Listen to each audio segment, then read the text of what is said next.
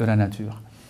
Alors je disais en commençant que on connaît mal le prophète parce que souvent on ne prend pas le temps simplement d'avoir un peu de recul et de se dire il y a 14 siècles, est-ce que ce mot voulait dire la même chose? Vous savez probablement que le lait est mis en valeur en islam. Le lait en tant qu'aliment et le lait en tant que symbole même. On considère que le lait est le symbole même de la fitra, de la nature originelle. Et on dit que durant Al-Mi'raj, le voyage, l'ascension spirituelle donc, du prophète, on lui a proposé plusieurs boissons et qu'il a choisi le lait, qu'il a bu donc ce lait, et l'ange lui a dit « Tu as bien fait car tu as choisi la fitra, la pureté originelle, l'innocence originelle. » Donc on se dit « Ah oui, bah alors le lait c'est extrêmement recommandé en islam, et puis le prophète en buvait, et puis il a parlé des bienfaits du lait. » Oui, mais quel lait? Est-ce que le lait d'il y a 14 siècles, c'est notre lait d'aujourd'hui? Déjà, on ne se pose même pas la question de savoir est-ce que c'est du lait de vache? Non, ce n'est pas du lait de vache, parce que dans l'entourage du prophète, il y a très peu de vaches, et il n'y en a pratiquement pas, c'est du lait de chèvre dont parle le prophète. Quand il recommande la consommation de lait, c'est du lait de chèvre. Et des chèvres qui vivent comment? Qui se nourrissent de quoi? Qui se nourrissent de choses naturelles, d'herbes quand elles en trouvent, de petites plantes, de petits arbustes, etc.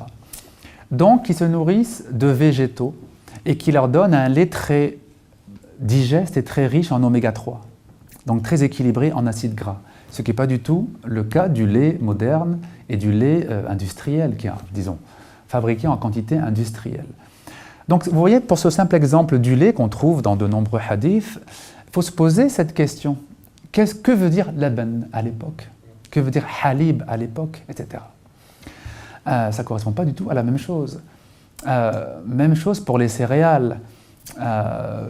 L'orge et le blé, vous trouverez des hadiths qui vont recommander la consommation de l'orge et du blé. Encore une fois, quelle orge et quel blé? Est-ce que le blé de l'époque, c'est notre blé d'aujourd'hui?